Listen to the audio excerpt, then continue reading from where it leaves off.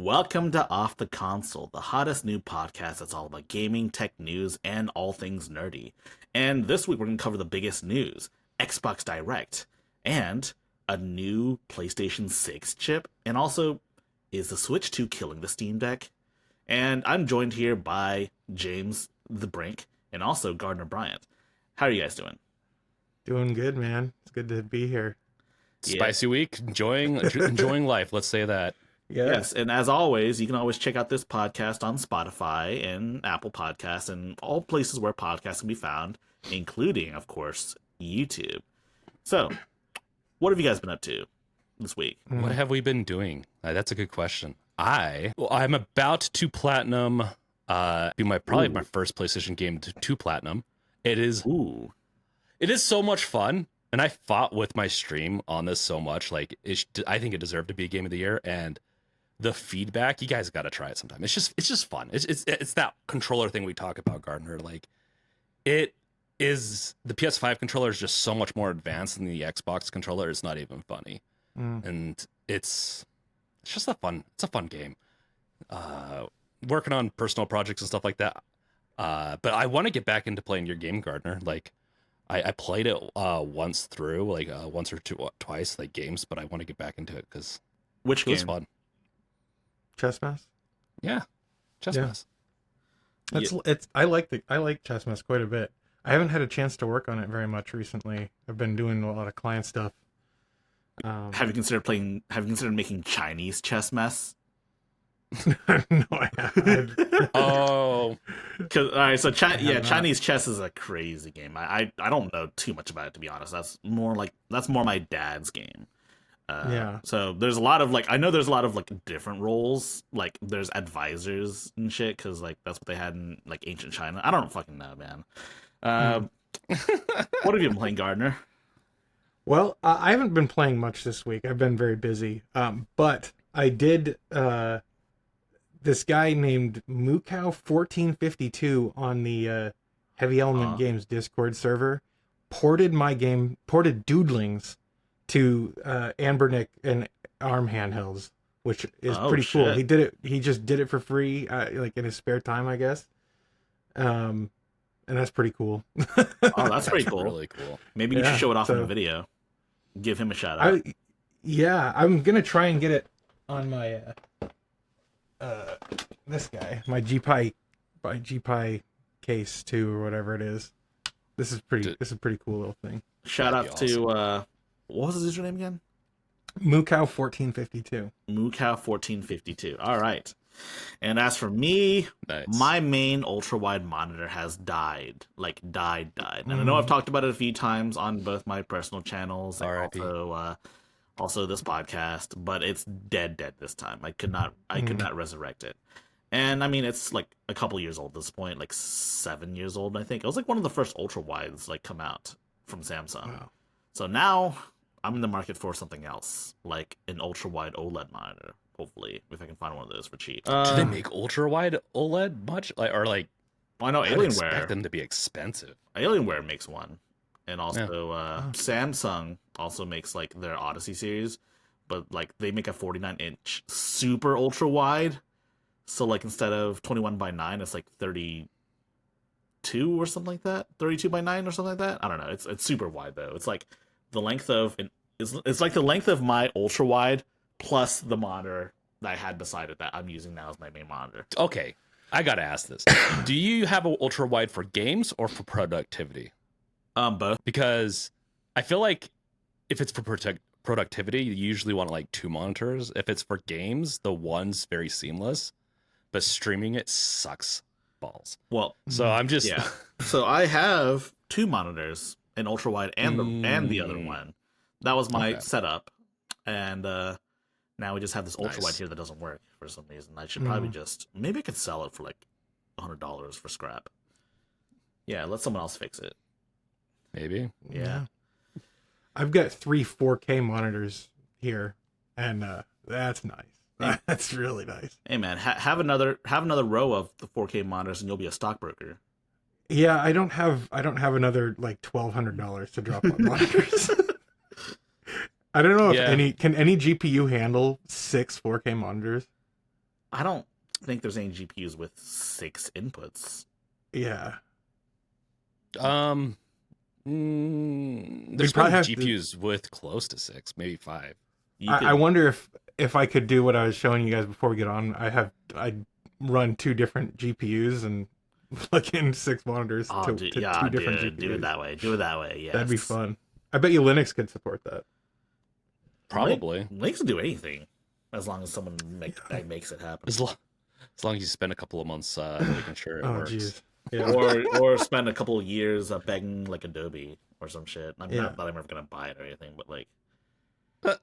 Yeah, I have 1 monitor right now. I used to have 2 or 3, and I always get like 3. I feel like I get too distracted trying to organize my windows.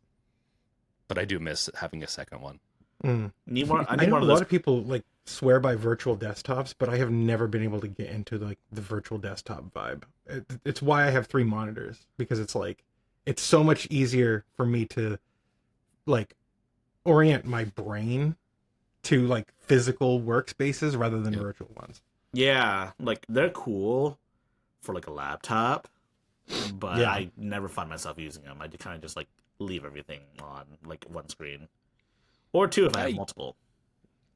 I go back and forth, depends, but laptops for sure, like MacBook, just because you can swipe between them, it's perfect. Desktop, it's I prefer having physical monitors. Maybe that's the difference. We just need to use MacBooks instead, Gardner. Yeah. I'll be honest, MacBooks are nice. I have yet to meet a laptop that does better than a MacBook these days. Yeah. I have my framework with Fedora on it, and that thing is my favorite laptop I've ever owned. It's so nice. Yeah, I think. Well, I wouldn't mind getting one sent to me. I'll change my mind. Framework. So, speaking of which, I am stuck on Windows on my laptop, which is technically a Legion Go because I don't have a laptop. Oh. Well, I have a work laptop that's running Windows, but like that's work. So like, my personal laptop's a Legion Go. It's pretty funny, and coincidentally, it's also an Xbox. Speaking of which. Xbox Developer Direct 2025. They showcased a bunch of trailers for a bunch of new games. Like, I guess Doom the Dark Ages isn't a new announcement, but we got some new information about it. And it looks pretty sick. I want to play it. And I think some people, I don't know if people had it's an interesting direction because, like, Doom Eternal was very jumpy and twitchy, right? You jumped around, you dashed around a lot. And Doom the Dark Ages is more grounded. You're more like a tank, so to speak. I don't know. The trailers I saw, it looked pretty Doomish. I mean, it looked very Doomish, but not like aerial Doomish, like Doom Eternal-ish, right?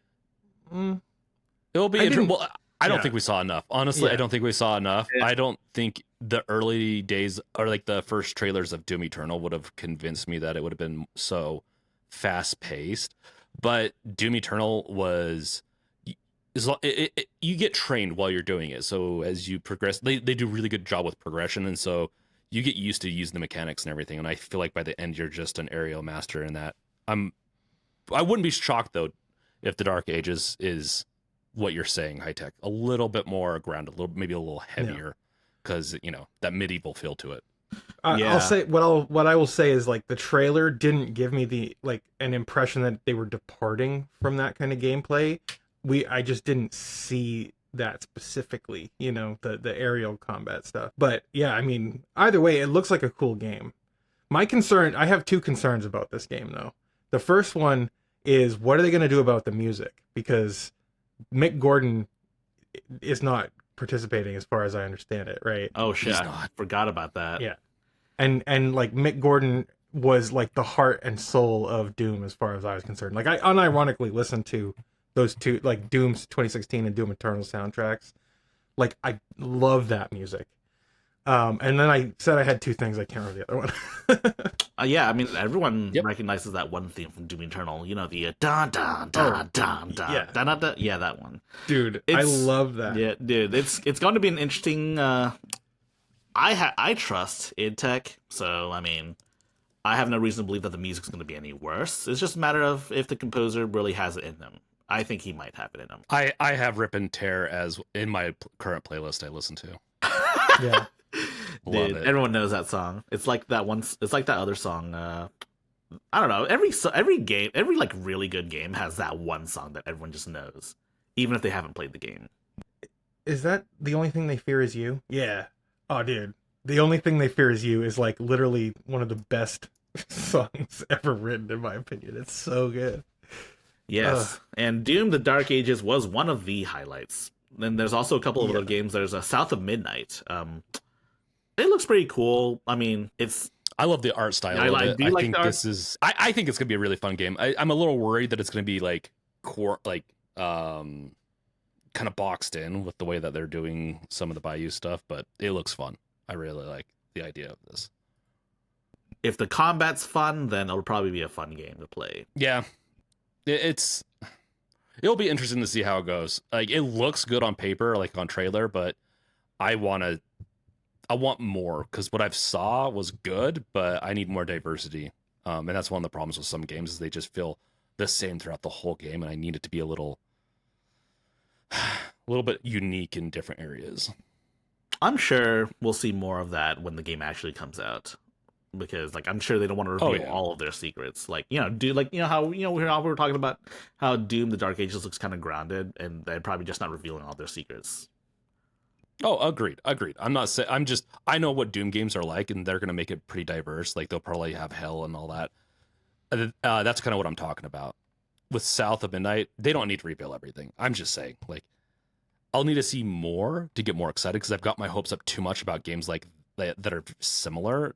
Like Redfall felt like it only showed one portion of the whole game, and we didn't even get that much gameplay. This is obviously showing gameplay for most of it, but Redfall really kind of it ended up being a big flop, and being a little bit more of a careful on that.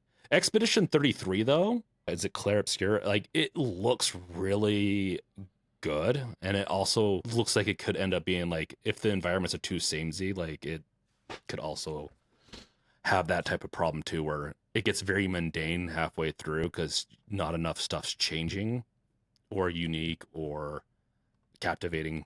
And for an RPG, I think that's important to like get a good flow going. But it looks interesting. It's JRPG inspired. I hope they also take inspiration from like the JRPG environments, like the variety of. I mean, it's not variety of gameplay; it's a variety of like environments and like. I guess, JRPGs are infamously bad at doing environments in the past. They're much better now. They're much better now, but like.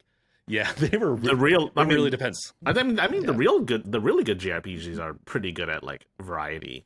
But like, agreed. I agree with that. Yeah, and it's French. Like, it's an interesting one, because it's like, if you saw the trailer, the beginning part is like France kind of like destroyed and like the world anew kind of thing. It will be interesting to see what the French come up with a French JRPG. Yeah, a French JRPG. But the two games I'm like most excited about are Ninja Gaiden 2 Black and Ninja Gaiden 4. So, Ninja Gaiden 2 Black dropped the day of. It was a shadow drop. And it's a UE5 remake of Ninja Gaiden 2. More akin to the Xbox version than the Ninja Gaiden Sigma 2. And I've seen some videos of it running on Steam Deck. It runs like 30 FPS, which I guess some may say is playable. I'm not of the opinion that that's really playable on Steam. That's not really playable, since it's like a heavily action-oriented game. I think it should be at minimum 60 FPS. I think some people have tried to get it running at 60 on the Steam Deck, and with some success. It's not quite 60, but I think I see it like hovering around the 50s.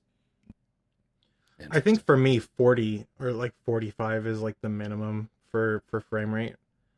Like, for any game or for this game? Well, for any game on the Steam Deck, I think 40 is like kind of the minimum, because the difference between like 30 to 40 versus 40 to 60 is like orders of magnitude, right? So like, if you like, there's a huge jump in perceived like latency when you go up to 40. It's like so much better. But what was I playing the other day? Cyberpunk 2077. I tried that on my Steam Deck recently, and like with the preset, and it like sucks. It's so bad. like the performance on the deck.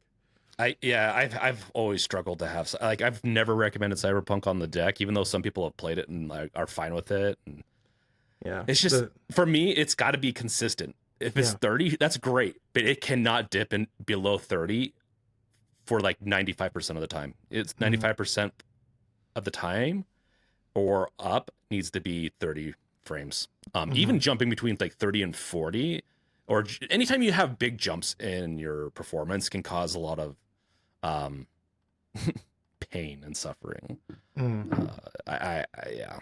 I wonder if there are any. 40 is my preferred. I wonder if there are any performance optimization mods for Cyberpunk. I know, I know, like Skyrim has like a million of those because Skyrim's like a really unoptimized game. Yeah, I bet you there are. And I mean, like I just used the preset and I didn't go in and like tweak it, and the preset says Steam Deck on it, and I was like, oh, that's pretty cool. And then the performance was just bad, so I'm hoping that like I can turn the resolution down or screw with. I think the Steam Deck preset was a lot better before Phantom Liberty came out. Oh, okay. Because I think it was optimized before. Yeah, because I think that like raised the game requirements to that specific update. Yep. It wasn't like amazing even before, so I'll give it to that. Like, it was not amazing before, but the new update and some of the other things really did affect the performance. And I think I've seen mods. I don't know if they're Steam Deck specific. I've seen some Steam Deck specific ones that they like people that wanted to do it or like in the middle of it. I don't know if they completed it, but with that game, it's so densely populated. It's really like Skyrim's an easy one to optimize. It's easy to optimize something that's really unoptimized. When a game's already like Cyberpunk, I think it's already like optimized, but it's so dense. And if you don't have certain techniques like really good texture streaming, which they're using their own engine for that one, which might not support a really good version of texture streaming, which I'm assuming they do use, will like, I'm not to get too much nerdier, but that can cause a lot of issues with performance and optimization. Yeah, and performance is really important for like games like Ninja Gaiden 4, which also by the way, being co-developed by Platinum Games, so you like that's huge news. Even though Platinum Games have had some like stinkers like recently, like you guys heard of Babylon's Fall? That did so bad. Yeah, it was a live service game, but it also didn't have good combat, which is unheard of for a Platinum game. I think they also had like other monetization things when it came out. It was, let's just say it was a clusterfuck, like straight up. It was one of the first, I think, live actions to really just do really poorly from a big studio. So, at least in the past like 5 years, from my understanding. Was the Avengers released in the past 5 years? Was what? The Avengers game, the one that Square Enix and Crystal Dynamics made. Yeah, but did it do that bad? I feel like it did well enough. It just didn't like make. I don't know. I don't fucking know, but yeah, Ninja Gaiden. Yeah, this was like an exciting one that I saw. I do like the series. It's been so long since I played it that I'm not like personally not as excited, but I like right now. But I have a feeling when this drops, I will be wanting to pick this up. Day one. So Gardiner, I haven't played. Oh, sorry. Go ahead. Go ahead. Sorry. I was gonna say I haven't played like a Ninja Gaiden game since the original Xbox. Yeah. Ninja Gaiden 2 on the Xbox 360 was also pretty good too. Nice. I think Ninja Gaiden Black was better, but Ninja Gaiden 2 was really good. Ninja Gaiden 3, the original release, was terrible. It was. I felt it was really easy. And like there was no weapon variety. I think you only had the dragon sword, and so there was no variety. And they also removed all the dismemberment, which I mean, it's not a huge difference since there's still blood everywhere, but like it just doesn't feel as visceral, and the gameplay just didn't feel right. It just departed too much from the others that made them successful. I don't know why they went that route. If I'm not mistaken, they tried to make Ryu Hayabusa like feel remorse for killing all those people, but like you still do that throughout the entire game. Yeah, ludonarrative dissonance. It's just like The Last of Us Part 2. Revenge bad, but killing all those other people feels really good in that game, I should say. Anyways, Ninja Gaiden. That's all. Yeah. If revenge bad, why killing feel good in game? Right. Here's a question for you guys. What Xbox exclusive are you actually excited for? Like, besides the stuff on this list, are there any games that they've like talked about that you want to see? Well, Doom Dark Ages is not. It's exclusive on the consoles, but it's coming for PC, right? Yes. I should have. I should have said it's console exclusive anymore. I think it's come to PlayStation. I should have said Xbox, like first party Xbox game. Exclusive. Okay. No, you're good. You're good. I'm just a little concerned. I'm like, I gotta play this on PC. Perfect Dark, I think. Yes. Yeah. That's the one I wanted to see. When you guys were talking about this in the chat, talking about this, I was like, oh man, I hope they talk about Perfect Dark. But unfortunately, they didn't talk about Perfect Dark. I don't know. We still know nothing else about it besides, I guess, the fact that it's still being developed. Yeah. I still have a sour taste from the last Perfect Dark. I just did not have fun in the last one. Perfect Dark Zero. Yeah. That was not good. Doom the Dark Ages hard, like 100%. I had some of the most fun I've ever had in a game with Doom Eternal. Like, hands down, 10 out of 10 game. It's an amazing game. From a technical side and also from just a player side. It was amazing. And like, I had dreams that I was Doom guy destroying demons. Like, you have. That's how good that game was. So I'm super excited. Up and coming though, South of Midnight, I think, is my second. Personally, I'm really interested in it. I hadn't heard about it, but I watched the trailer just now, and it looks really interesting. Like, I like the art style. I like the art style and the venue, like the like where it takes place is very unique, and I like that concept. It almost gives off a sort of like Spider-Verse kind of vibe, where the game looks like it's running at 60 FPS, but the characters animate as if they were like 24 The animation FPS. is on 2s or something. Yeah, like 24 FPS, like cinematic FPS, I should say. Yeah. I really like that style. Like Spider-Verse was one of my favorite movies ever. Even though I don't like superheroes that much, I was like, this is unique and interesting and artistic. I think they did that. I think they did that for a costume in the Spider-Man games, the PlayStation ones, where there's a Spider-Verse inspired skin, and like he animates at like half the frame rate of the actual game itself, I think, or something like that. Awesome. That's cool. That is cool. Yeah, superheroes are Batman is awesome, but beyond that, I'm not as like Not even Spider-Man. Do they have what Spider-Man? I just don't know. I kind of had fun with the old Spider-Mans swinging through the cities, but I haven't been able to get into the newer ones. I've just had so many other games I've been wanting to play over it. True that. I respect that they're good games. Like, I understand that they're amazing games, but I want to get back into the Batman suit and play some more Batman. So speaking like Arkham kind of stuff. Oh yeah, and an also unrelated note, Microsoft said that they're going to be supporting the Switch too. And there was a leak earlier stating that these Microsoft games would be coming to Switch too, such as Microsoft Flight Simulator 2024. No way that's going to run on Switch too. If you shrink that those texture packs enough. Yeah. Let's see. There's also Halo: The Master Chief Collection. I can see that definitely. Diablo 4. I could also see that definitely. I think Diablo 4 is on everything else, isn't it, for the most part? So that's not a shocking one. Call it. Yeah, Fallout 4, Starfield. Starfield? That's an interesting one because we knew that Starfield was going to be coming out. I think on multiple platforms, right? Like, it's on PlayStation right now, isn't it? Or is it going to be coming to PlayStation? I believe it is. I don't fucking know, man. I can't remember. I know it's hard to keep track of all the exclusivities, and I have a PC and a PlayStation, so I'm pretty much covered for everything when it comes to exclusivity. But that's an I honestly kind of like the idea of playing Starfield on a Switch too.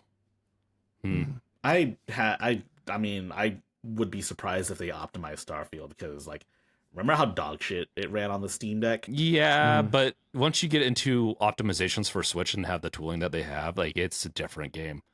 I think they'll be able to. It's just, what are they going to have to cut, or what are they going to have to do to make it so it runs good, or is it going to?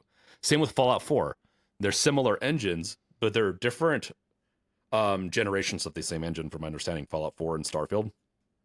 And so, I just don't. Even Fallout 4 is not like the most optimized game, and it's pretty old, but it's gonna run well on Switch too. Like that's my ultimate question on that.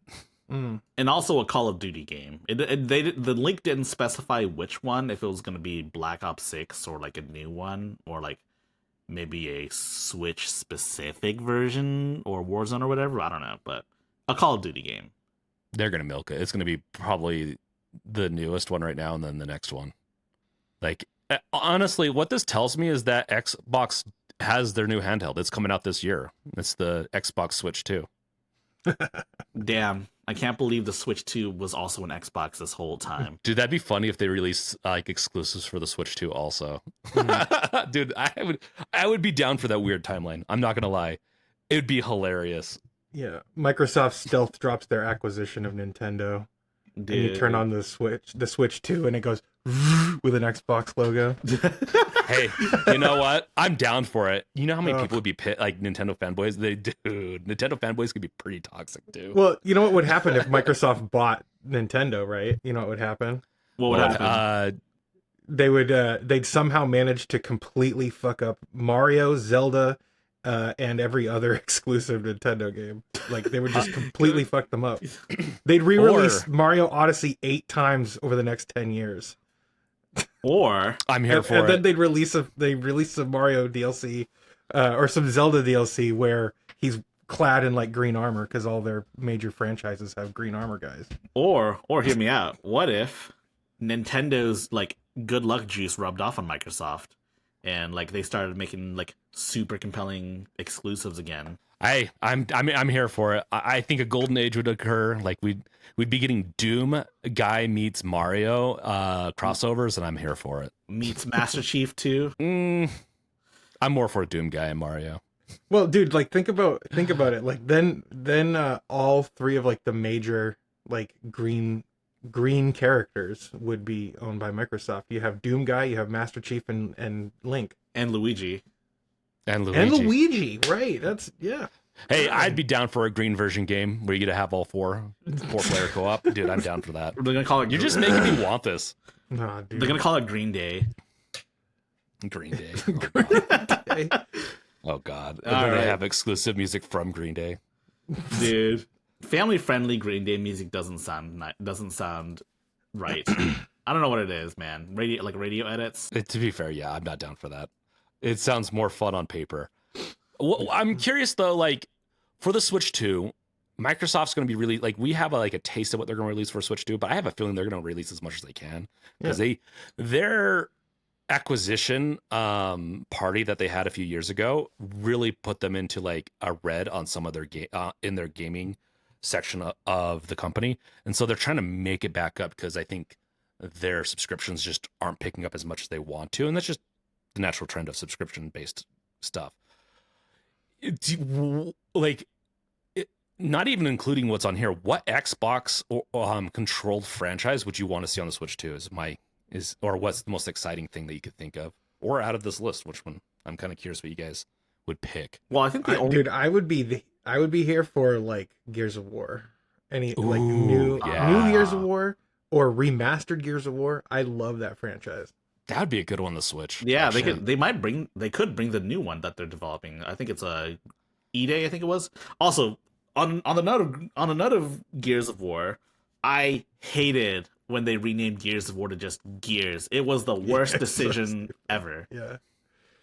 Microsoft has a real problem with naming things. They should have just left it as Gears of War 4 and Gears of War 5, not fucking Gears 5. Right. The fact that their upcoming handheld is called the Nintendo Switch 2, it doesn't make any sense. It's like they're really bad at naming stuff. They're really bad at I love that. Yeah, that should be the title. The Xbox Nintendo Switch 2. That's a good title. Hey man, we're also getting an Xbox PlayStation 6 as well. Yeah. So I think this was submitted by you, dude. PS6 chip design. Yes, it was. I am super excited for any like new tech coming out. Obviously, like new chipsets. This is stuff I usually follow more than anything. But like the PS6, I think on roadmap stuff that I've followed in the past should be coming up in like, I think it's like 3 or 4 years away. So it's still a ways away. Um, and the Zen, what are we on right now? Zen 4 or 5? What is coming out this year? I can't remember. Do you guys? In terms of like, mobile or desktop? I think I think desktop is on Zen 5, if I'm not mistaken. Is desktop on Zen 5? It doesn't matter so much of desktop or mobile as much as what architecture that they're. Okay, so not to get into it. So, so they're changing their architecture from RDNA to UDNA. I'm curious how that will change support for like SteamOS. So let's say if a new mobile chip comes out with a UDNA architecture, would SteamOS work out of the box with it? Kind of curious on that. But this is very interesting premise that Sony's already making a play to do a PS6 soon, and it could be sooner than we expected, especially like they claim that the PS5 Pro did well. I don't believe them when they say that. I think it did better than maybe they originally thought. Maybe I don't know. I don't feel like the PS5 Pro did very well. It sold stuff. I think the Portal did better than the PS5, and I don't think people expected the Portal to do well. I'm not shocked that the Portals did well because it's PlayStation. You have a lot of fanboys still. So I'm real sorry. Yeah, go ahead and. It's interesting that you mentioned the PlayStation 5 Pro because I totally forgot that came out like a few months ago, and we're already getting. I mean, I guess this isn't like an official like news. This isn't Sony going out and saying, "Oh, we're making a PS6 right now" or anything. But like, it's interesting how time flies. Also, with UDNA, I'm sure if Valve works with AMD, I'm sure they could get AMD to like work with them on making SteamOS work with UDNA by the time it releases. So I have no qualms with that happening. It's just an assumption. They sometimes work slow depending on architectures and stuff like that. So if the architecture is not that much different from RDNA, but UDNA, but I think it is supposed to be kind of a generational change on how they are designing their GPU architecture, especially for APUs. So it will be interesting nonetheless. But I think this was a good step up and could be what the Steam Deck 2 maybe is going to be built on anyways, UDNA. I wouldn't be shocked because from what I've seen, and this is all rumored leaked stuff, but I think these are pretty like when the rumor makes sense as a like this does, where oh yeah, PS6 getting an AMD design chip makes sense, right? Like that for backwards compatibility alone, that makes sense. But Zen 6 is also on the roadmap. It's going to be coming out in the next few years. I think this is pretty much like going to happen. But what is it? I'm curious what it's going to mean for Steam Deck. Is this going to be the Steam Deck 2 architecture? Maybe I can see so. it. Yeah. This says, according to this article, it's coming out in quarter 2 of 2026. Yeah. The new Zen 6 or whatever. What is it? Zen 6. But they have Zen 6, yeah. They have Zen 7 on their roadmap too at this point. So like this is, I think that if they have like an actual generational upgrade in the terms of the architecture of the GPU, then that's kind of what Valve's been waiting for, to have something that's really transformative for their next gen hardware. Steam Deck 2. And I know the rumors. Oh, sorry. Well, I think the summer of 2026. Yeah, I the rumors have been pretty strong that this is around the generation that Valve has been working with AMD for their next APU, because they're going to be doing another custom APU. It would make sense. I think, and it would be generational enough. It'd be 5 years by the time it potentially releases, since the Steam Deck. I think we could be getting an announcement towards the end of this year, but I'm betting on the end of this year or sometime in the next year that we'll get an announcement on what's going to happen with Steam Deck 2, even if it's just an accidental leak from one of the top dogs working on it. Yeah, another Dota. And when leak. It comes to right, when it comes to the impact that RDNA 6 would have on the Steam Deck, I mean, AMD's GPU drivers are open source, and AMD works with Valve to actually produce drivers for the Steam Deck. So I think like if that's the target for Valve is, then they're going to make sure that the driver support is there. And again, that's one of the reasons that I like AMD cards better than NVIDIA cards for Linux, is because you just get better out of the box support. They still have like their proprietary drivers that you can install with like advanced features or whatever, but I'm all about the open source stuff. I'm about options. Yeah, what sorts of advanced features would you be missing if you went open source? I don't know exactly. I believe there's like better OpenCL support for the proprietary drivers, but I don't know. Yeah. It really depends on optimizations and certain things. You could get better performance with one or the other. I used to use open source a lot back in the day, drivers, but it really just goes back and forth on certain aspects in certain games.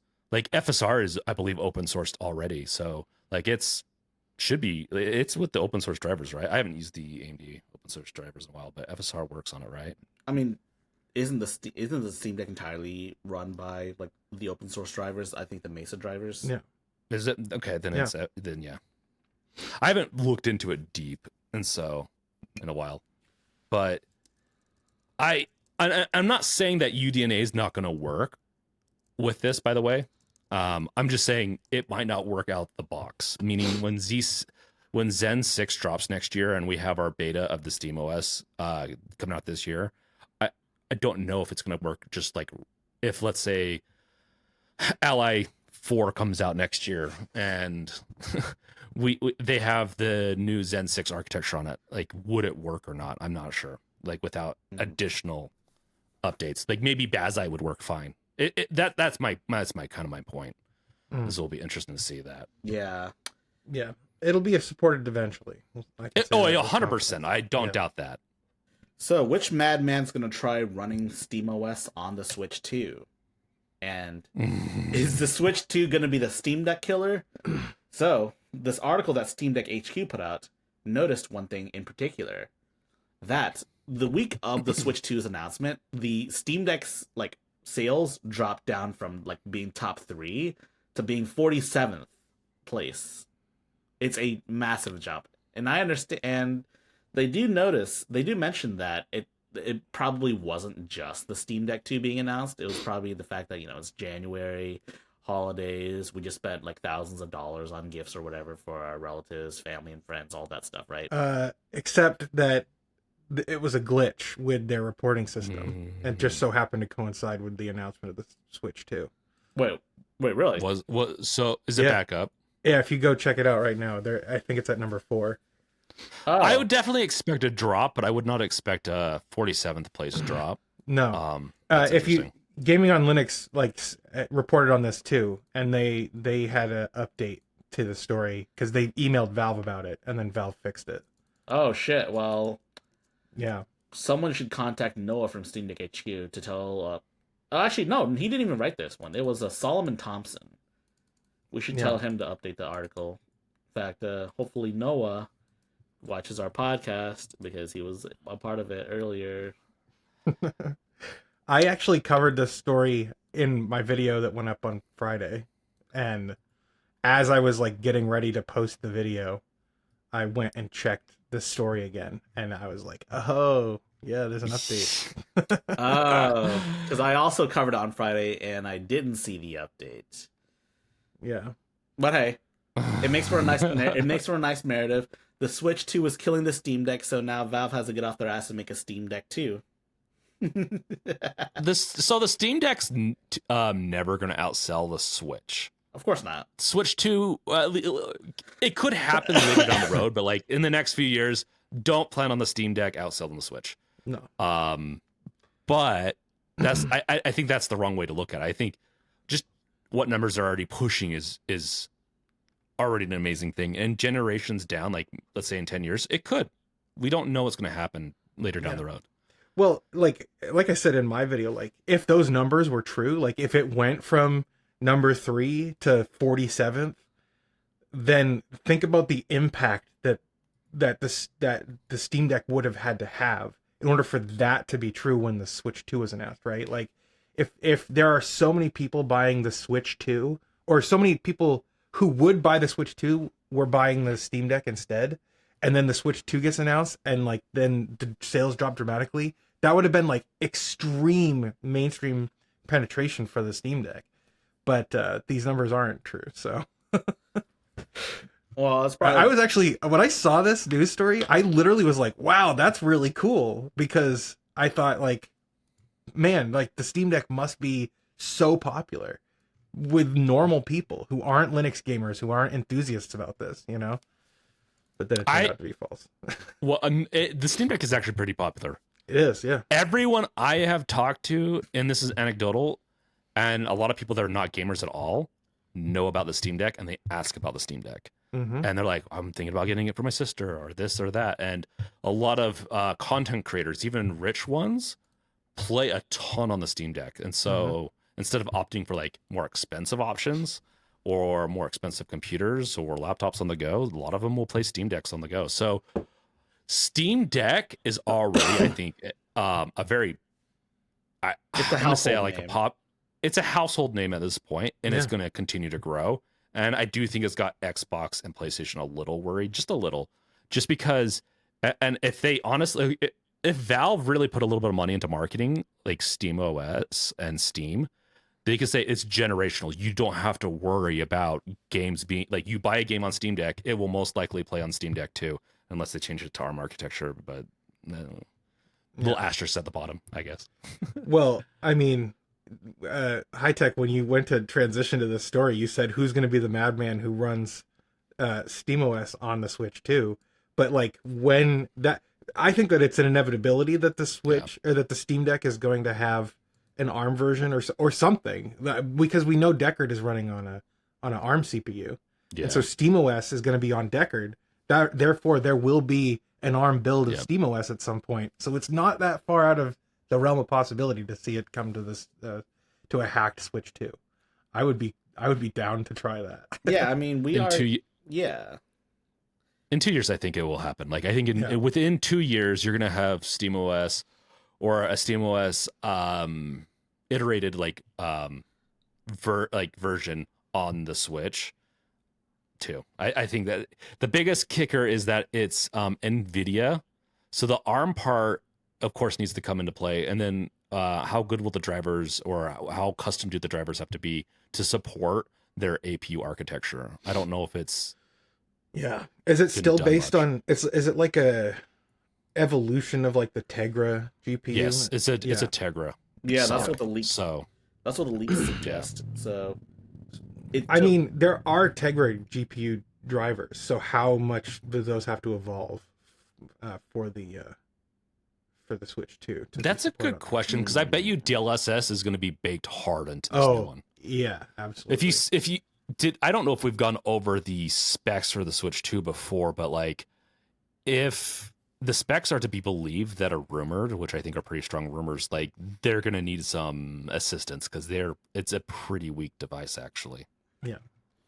As far as I'm shocked. As far as I'm aware, it's about on par with the Steam Deck in terms of teraflops, but teraflops between different architectures aren't exactly the same, right? It's an okay way of trying to compare it, but it's like, it's what we have. Like, until they have a better way to do it. The thing is with Switch and with consoles is that they have optimization techniques that they can do, and optimizations. Yeah. That's the kicker. And like floating point operations are so well optimized now that they're not that. I mean, did you know that on most x86 CPUs, it's like an order of magnitude faster to perform a division on a floating point number than it is on an integer. Like that makes sense. It takes like 4 cycles to divide a floating point number, but it takes like 12 or 14 seconds or cycles, I mean, to divide an integer now, because floating points have been so well optimized. So it's like I don't really buy the whole teraflop thing, like you were saying, High Tech. It's like, whatever. They're kind of meaningless numbers now. Especially because what is it? The Z1 Extreme has what 10, 12, something like that, T-flops, and so I would not say the Xbox has what 3.4, something along those lines, between 3 and 4 is the numbers, and the Steam Deck does not have, or the let's say the Ally does not have 2 or 3 times the performance. It only has like 1.5 to maybe 2, depending on the game and how much TDP you're using. But I still am a little, I don't know. It seems really weak to me. I think they're going to lean heavily into DLSS and certain both frame generation and also upscaling technologies, which is, I think, okay. We'll see how well it works out, though. The other thing to consider with Nintendo is that it is dedicated hardware for gaming. So when companies like push their games to the Switch 2, they're going to be very heavily optimized for that architecture. So whether they need DLSS or whatever, I mean, it's not. I think there's actually less need for DLSS on hardware like that. It'll definitely exist, but like I feel like PC games are less optimized because there's such a variety of hardware that it's way harder to optimize fully. Do you want me to give you some comparisons on some of those from the original to Switch 2, just to help? Oh my! Yeah. Original Switch has 4 gigabytes of LPDDR4 RAM, Switch and 32 gig. And the Switch 2 is rumored to have 12 of LPDDR5, which is a huge jump, I think, for textures alone. Yeah. That will be really, like, the Switch was already struggling really hard with this one. So that 12 gigabytes is going to put them on par. Is that like a Xbox One and PS4? So I'm kind of seeing this as like, you're going to have a PS4 in your hands kind of thing is what I'm going to equate this to, which is honestly the biggest generation. Like, generation from PS4 to 5 is not the biggest when it comes to graphical increase. PS4 actually only has 8 gigabytes of RAM. Oh, okay. Yeah. There you go. Damn. So then 12 gigabytes is going to be like, games are pretty thirsty for RAM these days, but I think with DLSS techniques and with the 12 gigabytes, you're okay. Maybe the T-flops do get me a little bit on this, but like texture wise, it's going to look pretty good. Like, I think some of our stuff's going to look pretty fancy. It's just, what's it going to get hung up on? Curious. Do you see frame generation come to the Switch too? Because remember, Nvidia put so much emphasis on like multi-frame generation at CES. Yes, at bare minimum, it's going to be there. They might not use it day one, but it's going to be there, and then maybe they'll unlock it when they want more performance. But it's going to be there. Do you see games trying to use it to go from 30 FPS to 60 FPS? Switch is a different, like Nintendo's a different beast. I don't know if they're going to do that type of thing. Their games just work. They work how they're supposed to work smooth, and they don't really tout frames. I don't think I've ever Nintendo seen that. doesn't, but third-party developers, because developers are going to move heaven and earth to port things over to the Switch too. I agree, but maybe not in like ads or anything. Maybe at conferences they might tout how much more frames they're going to get, but I don't think it's going to be like a seller deal for the Switch 2 is the frames. Yeah, I mean, I don't think they're gonna like advertise it, but developers. Do you think developers might like enable it sneakily, like it's on with no way to turn it 100%. They already do stuff like that. So yeah, no, I think that's gonna happen. I think especially for multiplayer games, it will happen. It'll be a way for them to sneakily get better frames, but it'll be interesting. Gardiner, you know what to do. You know what to do for doodlings on Switch 2? Multi-frame generation. That's dude. What I would just be a jerk about it, and I'd like fake frame generation frames and like make them look uglier. Oh, dude, dude, what if you did that as like an experiment just to see how multi-frame generation looks on like a pixel art game? That would be interesting. I would be interested to see that. I'd be shocked if you saw any difference. It's the complexity of images that they're duplicating that causes some of the artifacting and how different it is. I mean, I've seen some like interpolated like 2D games, like I saw a fighting game animation that was like interpolated to like 60 FPS, and it just looks really weird. Then is it like the new tech that's coming out? Well, Because that's my point. It's is that like it's old interpolation. Yeah, it's old. The new stuff is all predictive, and it uses previous generation frames, and they can expect like it's not going to change much when you're turning your screen. It's not going to change too much. You're just going to be moving it and adding a little bit more. That's kind of, from my understanding, is how it works. So it's seems like it's a lot of trickery, but it's just reusing what we already have to better render stuff. We'll see though how it works at the end of the day. Yeah. Like I'm really curious, but I want to see it in my hands. Yeah, and speaking of PC, more and more developers are developing for PC, thanks in no small part to the Steam Deck. So, if you guys weren't aware, GDC happened, and survey says more developers see PC as a priority thanks to the Steam Deck. And yes, some developers have gone through the effort of trying to optimize their games for the Steam Deck. Like, for example, Final Fantasy VII Rebirth, which I've heard actually runs okay on the Steam Deck at like 30 FPS. Yeah. I'm going to make a small correction. GDC has not happened yet. GDC happens, I believe, in March. Wait, what? And then, yeah, the Game Developer Conference happens around March every year in springtime or closer to spring. And then they also have a GDC like developer thing sometimes in the fall. But they do their survey, I think, at different times. So I don't want people to be confused on that. Okay. But well, I think this is exciting, and I think this is the way to go. And I think the more that people use this Steam Deck as a standard of like what they should be targeting, and then assume everything else should play much better is like. So their games should be treating their games like if they were developing it for the Steam Deck, kind of like a game being developed for the Switch, so that we have really good optimizations for the Steam Deck, and then it will trickle up to other hardware, I think. And I'd love to work with some people on this to make a standard that is tested by the community to stamp like an approval, like this is approved by a committee or something. That'd be fun. Like the Switch has Panic Button Studio for like Switch ports. Mm-hmm. What if we had like a Steam Deck version of Panic Button Studio? Like they make the game for PC, they make it as unoptimized as they want, and then the studio swoops in, makes some Switch-like optimizations, but for the Steam Deck.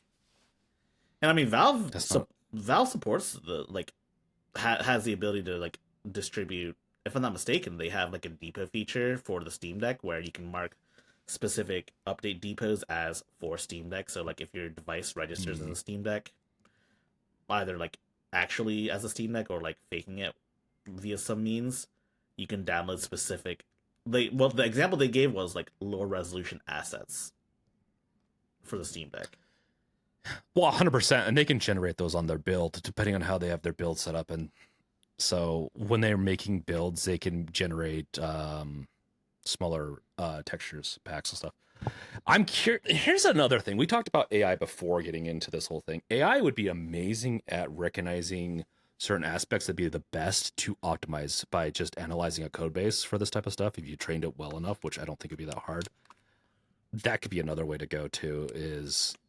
And it would be nice because then I think everyone would win. Don't replace people's jobs, but use it to indicate, hey, you need to fix these areas, and to make it optimized for the Steam Deck.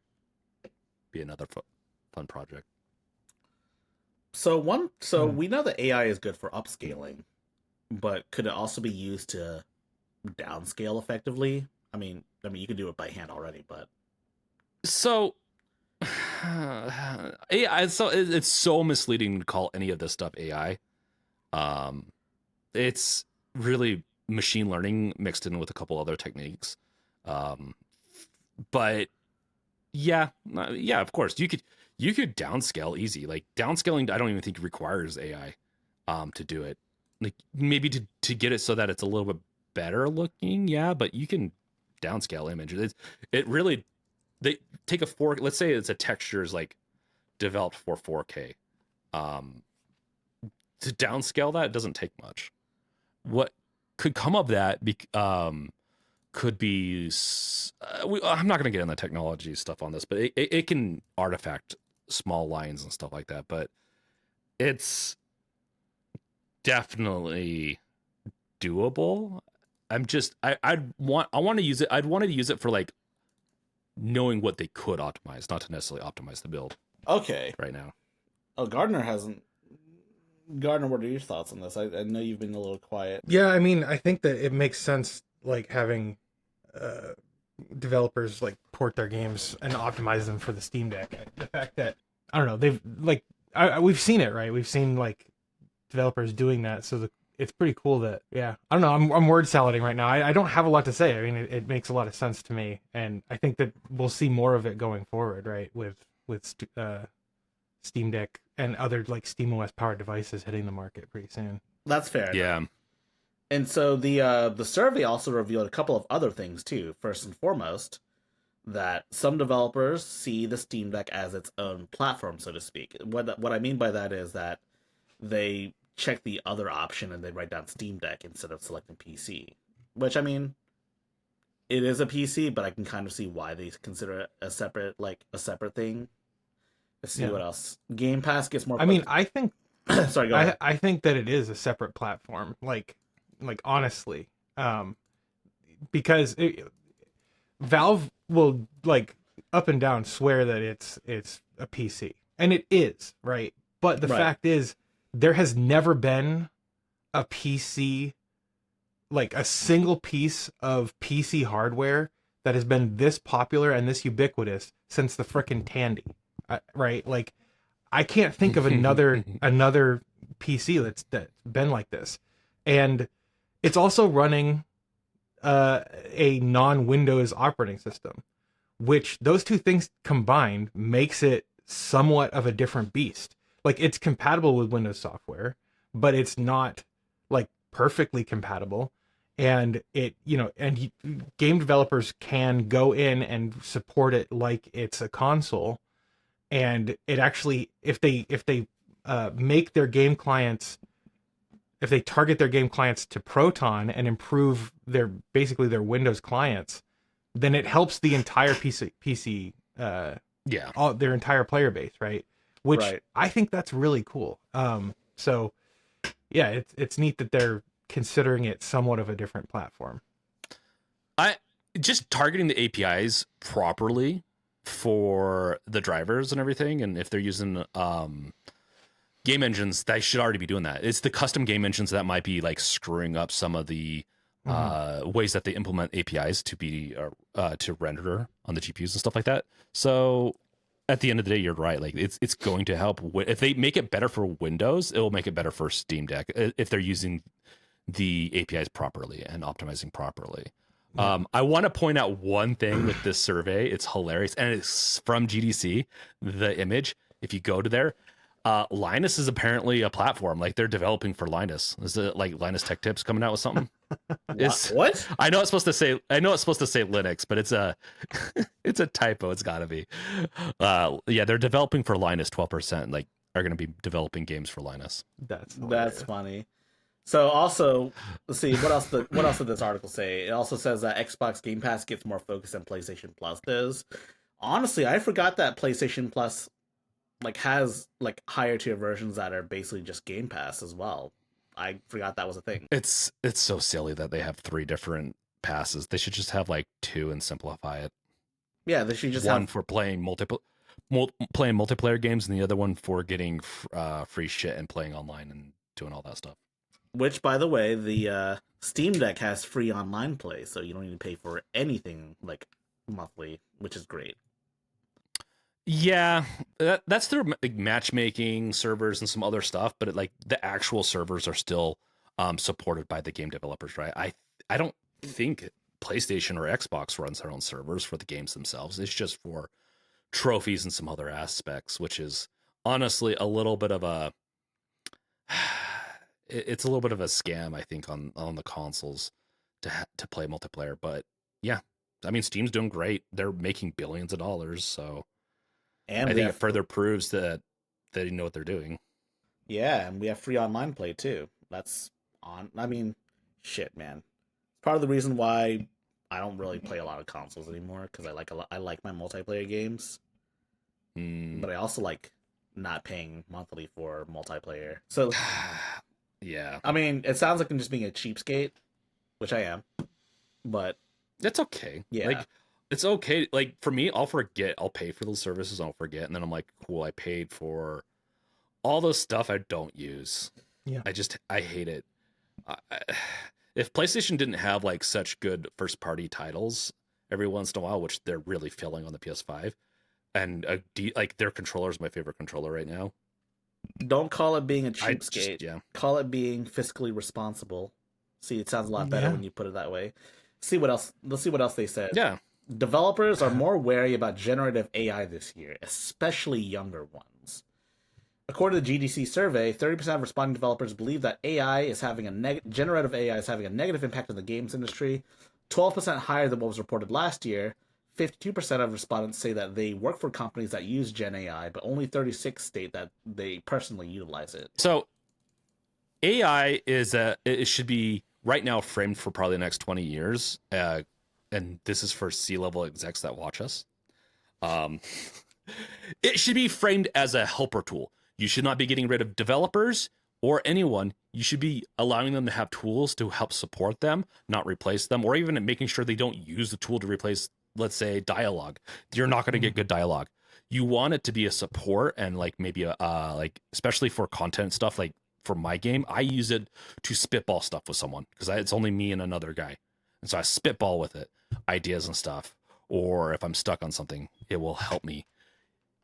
But if I ever try to, like, because I've tried it before, if I ever have it try to develop something in the sense of like, okay, I want you to generate like an image or do some weird or even like content like dialogue, it's not great. So you got to be careful with it. And I think they're rightfully like I think they're scared that they're going to get replaced. And I think C-level execs need to understand, like, if you replace anyone right now, you are going to doom, like, let's say Ubisoft does this. Doomed. It's done. Ubisoft's already almost done. It's just, this is a grave warning. If you start to replace too much with AI, right, especially right now, you're going to doom your products. Well, I think the fact that 30% now of the developers are wary of AI, which is up 12% over last year, when 1 in 10 game developers that were asked about this were laid off last year, right? So yes, that, I mean, that number of the industry is crazy. Yeah, crazy I don't think that there's amount. I don't think that that's a coincidentally similar number, you know? Hey, man. Layoffs happen all the time, but yeah. Hey, man, Mr. David Zaslav needs his, like, 1% more profits and tax break. I mean, that's part of it, but layoffs, they do layoffs every year for underperformers or for, there's a lot of techniques in management. I don't like them, but it's not a new thing. It's just, this is a lot and it could correlate partially with AI, but I don't think that the AI is picking it up. I think what's happening is developers are just picking up more slack for the games. They're doing more. It's the same thing happening in the tech field. I see it. I'm in the like software engineering world. It's not that AI is picking up really that much of the slack. It's higher performers or the people that are still there do more. And you're going to get them and in the game industry alone, they have such high fatigue and overworking already that this is going to hurt our games, I think, even more. I agree. See, there's also more information about the survey. Respondents within finance and business report the highest use of AI, 51% claiming that they did use AI tools. 41% of team leadership and production report using it. 39% of PR, marketing, community report using AI. And you'll note that creative and visual arts roles aren't mentioned in these survey results at all. And it says here that older developers are more likely to use generative AI than younger ones. Older ones tend to use it more? Yes, older ones tend to use it more. There isn't any correlation as to why that would be the case, but that's just what was reported. I can give you some decent insight because I use AI for my coding. I use it because I already know what to look for. AI does mess up with my code, but I have it like I'm working on my Games Revealed website, reworking it, and I use AI to fill out stuff that I just like. Yeah, I already know what this is. I just don't want to deal with it, and then it will fill out 95%, and I have to go fix a couple of parts or verify it. It is a nice little tool to not have to be repetitive and do certain things. So older like engineers, older developers know what to watch out for. Younger ones are probably a little cautious and maybe a little skeptical too, because they don't know as much to watch out for, so they're doing it themselves. So I have a feeling that's kind of what it is. Yeah, I use AI sometimes for little things, right? Like for my videos, I'll give it my script, and then I'll be like, give me like 500 characters worth of YouTube tags, something like that. Yeah. But and that's just a little optimization of my own time. But like, and sometimes like with Chess Mess, I've used it to generate some placeholder art. But that's like, but I plan on replacing that art before it goes out, right? But like, I won't do anything with AI for programming because I've done it before, and it introduces subtle bugs that you maybe you don't. It'll generate code that you're not. What's the word I'm looking for? Like you have your own style of coding, and then it generates something that is like completely foreign to you, and you just kind of like, okay, well, I'm reading this and it looks like it's right, but then it like returns a value that is slightly wrong, and I don't know. I end up like not enjoying having to debug AI code. Yeah. And you're you're a perfectionist for sure, Gardiner, which I think lends to like better quality stuff for sure. And so I could totally like, for me, it's so hard because I try to be, so it bothers me, but then I just let it go. I just remembered one of the bugs that AI created for me. So I asked it to generate some PHP code, right? That would do, I can't remember exactly what it was, but I had it do something on the back end of my server, and it like it imported a package from Composer that didn't exist. And I was like, I'm trying to debug it, and I go into Composer and I'm like, all right, install this or use this, and then Composer's like, that package isn't real. And I was like, well, what the heck? It took me literally 3 days to figure out what the problem was. Interesting. Yeah, that's bad. So I use Cursor for my editor. It's a based on Visual Studio, and then they have their own trained LMs like models. But like over the past year, like a year ago, it was okay. I used it, but I stopped. And then like 6 months ago, I started using it full time, and I've really liked it. And to this day, like it's gotten, now it can search code base.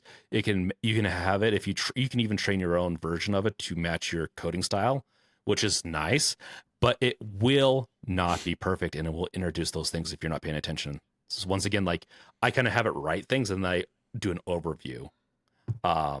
But then I don't have to like write it out. And it's for me, doubles my efficiency.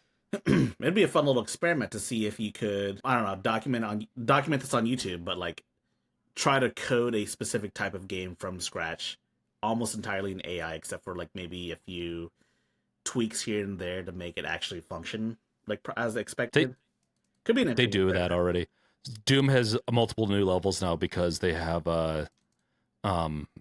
like an AI engine or something like that can create Doom like games. The new Doom port, the original Doom. Oh shit! And I think I can't remember if it's like new levels or like it is an iteration, like try to recreate Doom completely. And from my understanding, it's kind of cool. It's definitely got its bugs, and I would not say it's going to be viable any like decades, in my opinion. But we'll see. Like, so I would definitely be a little afraid because some of the new policies going in this week, one of them is a big AI play from the government. So it'll be interesting to see how that plays with this. Wait, so it's an AI like level generator? How is it different from like existing level generation? I think the whole executable and all the code is custom. I don't think it's just like a level and that's it. I think it recreated Doom in its own way. I think it was trained on maybe images, or it was trained on something. I don't think it was trained on necessarily the code, and it reproduced it. Wow, damn! I see. This was like a year or two ago, so it's. There's also some more stuff about here. We're gonna gloss over. We'll kind of go over this. 1 in 10 game devs have been laid off last year. It's had an effect. Let's see, and here it says here that the roles that were most affected were narrative roles at 19%. Let's see, both production and team management, as well as visual arts, each reported 16%. Program engineering was 12% layoffs. Game design was 9% layoffs. Then business and finance, surprise, surprise, had the lowest levels of layoffs at 6%. It's the one that should have been the highest, honestly, because they're the ones that are fucking up the whole sell. Like, they're the ones that are selling. They're the ones that are dictating a lot of stuff, especially C-levels stuff came down to, oh, hey, we want live service games. You know what? And I'm going to piggyback. Sorry, I know I'm really strong arming into this, but this is very like, I was going to put this into our talking points, but live services are being canceled all over the place. Sony's canceled. They've got to have canceled at least 50% of their live services. They're going like live service trend. I think is dead. So I think a lot of people won that battle. We'll still have them, and they'll make sense for certain games. But Horizon Zero Dawn had 2 different MMOs or live service games and I think they were both canceled. One of them was it's like, why? That game is a very narrative driven game. Yes, it's open world, but it's narrative driven. And so it's weird that a lot of the arts-based stuff and a lot of those guys were laid off last year. I have a feeling they're going to be brought back this year. That tends to be a trend anyways. Once they're done with the game, they tend to lay off the people that are easiest to hire back, which is I think another reason why we have some of our like Bioware and some other studios are getting worse over time is that they're just not retaining their employees well. Maybe they're not doing layoffs, but they're not doing a good job of retention. It's funny that you mentioned live service games because that's actually the next anecdotal in this survey. A whopping I get in the head. A whopping third of all developers are working on live service games. 13%. I think that's down a lot now. See, 13% of respondents said that they would like to work on a live service game, while 42% said they're not interested, 29% that they didn't know one way or the other, and it turns out 33% are already working on live service games. So yes, a third of all guys, we should make our own live service game. It's got to be a gacha. I'm not against it. It's got to be a gacha. Here's the thing. Dude, no, here's what we do. We make a live service game that costs $1,000 up front, and then everything's free after that. Isn't that just what freaking Grand Theft Auto 6? No, I feel like that's what that Star one's doing. Star Citizen. Star Citizen. Is that what they do, really? Well, no, but okay. they've all right, so the game I believe is $60. Let me look it up. Actually, Star Citizen. If I wanted to buy Star Citizen today, I believe it's like the price of a AAA game. Let's see. Yeah. But you can buy real ships. You can buy in-game ships for hundreds of thousands of dollars sometimes. What? It's insane.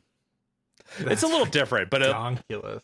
It's the opposite side of yours, Gardiner. Like it might as well be free with some of the stuff, how much it costs. It's the concept's kind of cool. That's why it gets them hooked, but they're just, I don't know, man.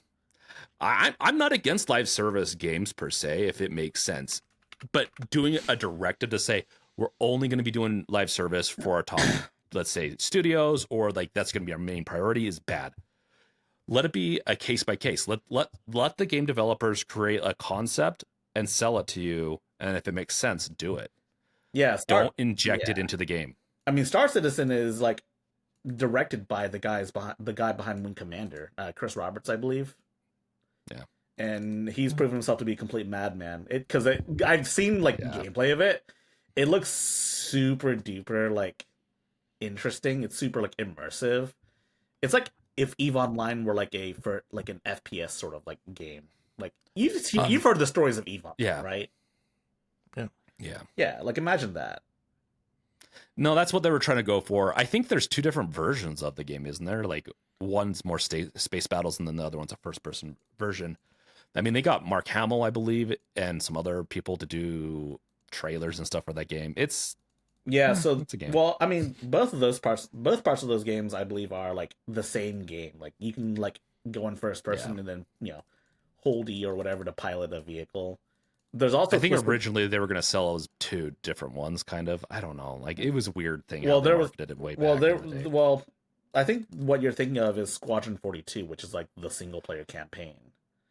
Maybe that's what I'm thinking of. Okay, set in the universe that we still have no information on because it's fucking Star Citizen. If you want to talk about games that like take forever to make, let's talk. I mean, you can play it today though. To be fair, we have A Time of Turbulence and Change. Steam Deck good, AI bad. You get the picture. Yeah. My thing is like when it comes to live services, like I just don't find live services fun. Like if I'm gonna play a game, I don't want it to be like balanced. I want it to be fun. Like I don't know. It feels weird to me to say that, but like I want to play like old games that have online components that aren't balanced in any way, like Halo, the original Halo. It's not balanced, but it's incredibly fun to play with your friends. Or like Command and Conquer, like not balanced at all, but very, very fun. I think EVE Online would be the game for you because outside of like straight up hacking the game, there's basically no rules. Really? I read about this like year-long conspiracy to fix the like in-game stock market, and the developers just let the guy get away with it. Yeah. And there's also like in-game corporate subterfuge where you can and I think the in-universe government is run by players as well. So I guess there's not no rules, but like it's player governed as opposed to developer governed. It's a they call it. It's a game that's for financial nerds. It's what it is. It's a spreadsheet simulator. So they say. Pretty much, yeah. It seems cool. There's a lot of lore behind it. There's so much stuff. There's even like, it's cool. I just could never get into it. Yeah, and every now and then you'll see journalists writing about like how there's like hundreds of thousands of dollars worth of like in-game damages, like hundreds of thousands of real dollars. It's insane. It's that the game's crazy. But live service makes sense, like League of Legends, Overwatch, StarCraft 2, where they do have balancing, they do have stuff that, it makes sense. It's just, if you're going to be dedicating a lot of time and you're going to be playing that for years, you can only have so many live services games. Yeah. So like these publishers need to understand, have one or two like flagships and then go spend a bunch of your time on the other people that don't want to play those. Or they go back and forth. You cannot have every game be a live service. They're going to fail. Like, that's how that works. That's how time works. People don't have unlimited amount of time to play every single one of these live service games. You're going to lose this battle every time. I don't get that. It's so stupid. Yes, live service games are a zero-sum game. And for those who don't know, zero-sum game is a game where someone has to lose in order to win. Yeah, or just really wedge your bets to like on one or two and understand that other publishers are going to be doing the same. And that's fine. You're going to win out better that way than to just go hog wild. Release one every year or two. Like, it's just, they ruin games doing it this way. Yeah. Well, that's okay. Is it a coincidence that they're called live services and like Xbox Live? Like, is that a coincidence? I think that is just a coincidence, to be honest. Because, like, I don't know, man. I think live service came out long after, like, the term Xbox Live came out. So I think. Yeah. The term came out long after live service games were already a thing. Yeah. That's what confused me about live service. I mean, I think MMOs used to be. They used to TF2 and like CS:GO were both live services before that was a thing. Yeah, right? and they're still some of the most played games to this day. Basically, if you didn't release a live service like really early on, you're fucked, and you have no chance of competing. Unless you're like a really popular game, unless you like are like. I don't agree with that. Well, I would say most games have no chance unless you're like Marvel Rivals. It's because they're saturating the market, and with that saturation, they're not releasing proper games. They're taking games and say they need to be live service when they would not benefit from that. So that's the problem. Like Marvel Rivals is a great that's a live service and it's doing great. It does have a huge brand behind it, and live service can still be released and do fine, but you gotta really understand the market and really like the competition is just so high. Yes. That's kind of my point. And speaking of which, there are a couple of games that would not benefit from being a live service, like Silksong. So as you know, Silksong is a game that's definitely real and is definitely coming out this year.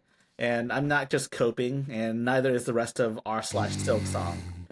So we have a tweet from someone at Team Cherry who insists that yes, the game is real. And yes, it's progressing and will release. When will it release? I don't fucking know. I don't think they know either. And here's the interesting part, though. A lot of people say that we're not entitled to games, which, I mean, to be fair, we're not. But at the same time, though, Silksong used to be a DLC, a stretch goal for the original Hollow Knight back when it was being financed via Kickstarter. So this was supposed to come to Hollow Knight, and it didn't. And they're redoing it as a full game. Yeah, I think the justification was that it like the scope grew far beyond what it was originally planned, so they just made it a new game. And I don't know, man. I think I feel like they could have communicated a little better. Like, I'm not a developer. I'm not a professional game developer or a professional social media guy that does anything for game developers. But I feel like Team Cherry should have said something. How big is their team, though? Because this could be indicative of like how good they are. They have no communication skills, so that's like really saying that this game's going to be amazing. That's what they put all their attributes into is development. Zero communication. So from what I understand, it's a 3-man team. So okay, well, yeah, that makes sense. It gets really hard to juggle these things, but I agree. Like, they're going to do better marketing wise if they're doing more updates. It's just really hard to juggle those things if you're not used to it. I mean, I understand that, but I feel like just even like a small little blog, hey, we're still alive, we're still developing. They don't even have to show anything new. They just have to be like, game's still in development. Because I mean, let's see. There was also conspiracy surrounding like a quote unquote Silksong ARG involving one of the members of Team Cherry, but it turned out to not be anything. And I think people isn't were this text really upset. Or isn't this tweet like a confirmation that it's coming out? I mean, it's a confirmation that it's still in development. But other than that, it's kind of confirming what you were saying, like just to do a blog post or something. Yeah, thankfully they did do that. Though I feel like more frequent like communication. I have a feeling they might be like a little bit on the perfectionist side, so they're waiting until like they feel like it's a comfortable place to promote it. Is what I think what's going on with this. But we'll see. That's the thing. Like I'm a little bit more like laxed with especially indies. At least we know it's coming. Yeah, though I will say there are some general sentiment hasn't been great. There's a lot of people saying that they're not going to worry about it anymore, and if it comes out, it comes out, but they're not going to like focus so hard on it. And there are plenty of people that are really pissed off about it, that there just hasn't been any news. And some of those people were the backers that, backed the original Hollow Knight, which I guess I don't think they should be too hung up on it. Actually, I don't know. I can't tell people how to feel. It's copium. They'll come back. If they like the game enough, they'll come back. It's a Half-Life 3 thing too. Like the Half-Life community, the Half-Life community, which I'm a part of, and I read it and I follow this stuff a ton. We go up and down. Well, I mean, the difference is, we'll never get to play it. Well, I mean, the difference is they'll come back. We never got a Half-Life 3 trailer. showing gameplay. Oh yeah, with Silksong there was.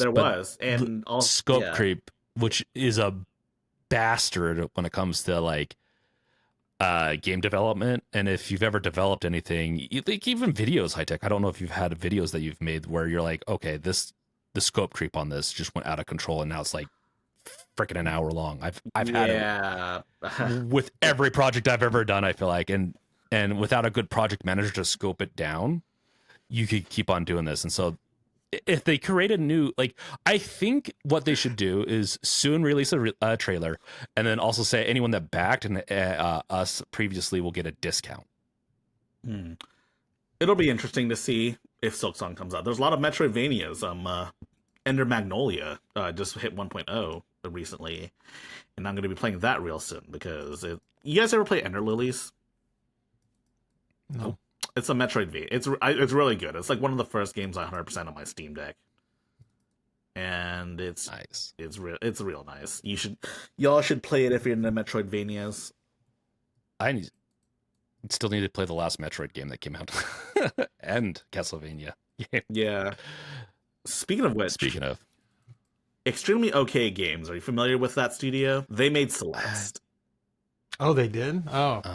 I like Celeste. That's a good game. Yeah, Celeste is a good game. And I'm not sure if you remember this, but in 2023, the Game Awards 2023, they announced a new game called Earthblade. Or maybe, I don't know if it was the Game Awards or like Summer Games Fest or something like that. I don't remember. But they announced a new game, Earthblade. It looked like it was going to be a Metroidvania. But they canceled that game, unfortunately. And did they give any reason for why? Well, according to the blog post, they weren't that far enough into the game when this happened, but essentially there was a fracture forming in the group between Noel and Maddie and Pedro, a founding member of EXOK. And he was the art director of Earthblade and also the pixel UI artist of Celeste and Towerfall. So like the main artist guy left early on. So you can imagine how devastating that is. And honestly, this might I don't want to spell doom and gloom, but like having the main artist guy, the guy that did all the art and everything, leave is pretty detrimental to game development, I would say. Yep. It can like founding members of any, like I could pick out multiple dev studios where if this happens, it can end the studio, whether from a creative aspect or from a game designer aspect, and it can be so devastating. So it'll be interesting to see how. Do they have any other projects coming out? Let me read this a little further. So, what's next? I mean, we don't need to go too deep into it. I'm just kind of curious if this is going to like spell the end of their studio. Well, they're prototyping stuff. They're trying to rediscover game development in a manner similar to how they did with Celeste and Towerfall. I'm just a little curious as to how they're going to go about it, since their game's probably going to look drastically different given the like main art guy that was behind Celeste and Towerfall left. Pedro, I believe his name was. I don't know. Okay. It's going to be a crazy time, to be honest, for them, and it's going to be and I think it's going to be make or break for them. Like, to be honest. That's the thing with smaller studios, even if they have a really big success, depending on how many people they have to support, it could be a big blow. Yeah. And if, it'll be interesting to see how they recover from that. Especially since I think there's going to be an uptick in indie games coming out, or indie developers in the next year or two because of all the layoffs. If people can't get a job. Yeah. Do you think? I'm gonna segue this into EA underperforming, if that's okay, because for sure. I'm curious if this is gonna also affect them too. I'm assuming they've been a big part of the layoffs too, and will that affect them in continuing to underperform? Well, EA stock prices dropped drastically, and also let's see, Dragon Age of Veilguard was projected to have 3 million sales, but only had about half of.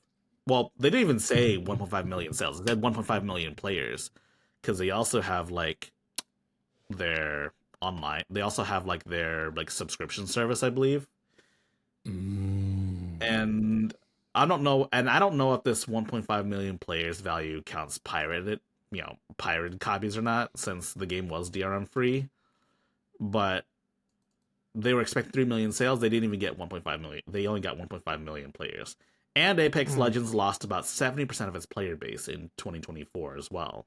One of their like big major live service hits. Man, everything goes back to live services. Oh, and EA Sports Football Club 25 did not sell as well. Likely because it doesn't have the FIFA name attached to it anymore. Interesting. I wonder what would happen if Peter Moore went back to Xbox rather than running EA Sports or whatever he's doing. Maybe things would go back to being good in the gaming industry. Oh no. Maybe. All I know is Apex Legends, they stopped supporting Steam Deck last year, right? Yeah. That's right. Coincidence? I think not. I don't know. I think not. I think not. Should drop Steam Deck? Steam Deck drops you. Concord didn't. And I mean, Apex Legends like explicitly supported the Steam Deck. It's not like it just worked and people were playing it. It like they went out of their way to add anti-cheat support. Yes. And then a couple years later, they changed their mind. Yes. Which I'm sure it did help actually. It probably hurt them because there's only a few games like Apex Legends that people can play on the Steam Deck, and that's one of them. So yeah. It was consistently in the top like 20 or 30 most played games on the Steam Deck. Well, I guess they all moved to Marvel Rivals because that works on the Steam Deck. Yeah, that or just even with live action games, they'll eventually, they'll die off eventually. Most of them, unless they're League of Legends. But they did. They had adaptations. They're reinvesting into different aspects. They are doing with their money, I think, the right thing. But I think they're an exception. Yeah, I think Cygames is also doing the same thing too, because Cygames, they made Grand Blue Fantasy, and by extension Grand Blue Fantasy Versus and Grand Blue Fantasy Relinked. I'm sure you've heard of those games. They used to make explicitly just mobile games, but then they started reinvesting their money into like making anime adaptations of their franchises, and then making like games, real games. Yeah. Not even live service like real games, like single player experiences, or like just single player experiences with online multiplayer. Would you consider that live service? Probably not, right? Like an online co-op game? No, it depends. It depends if they're continually updating it. It's kind of I see. I haven't been following. So, but yeah, they have been reinvesting their money into single player. League of Legends, they've been doing that. Yeah, like you said, they've been doing that too. I think they started cutting back though, because I think they started cutting back on like some of the like tie-in League of Legends single player games. So I don't know. It's crazy. Live services, they're not the golden goose that they once were, because all the developers started like cutting open their golden gooses. Yeah, they're slaughtering those golden geese, and they're not golden geese.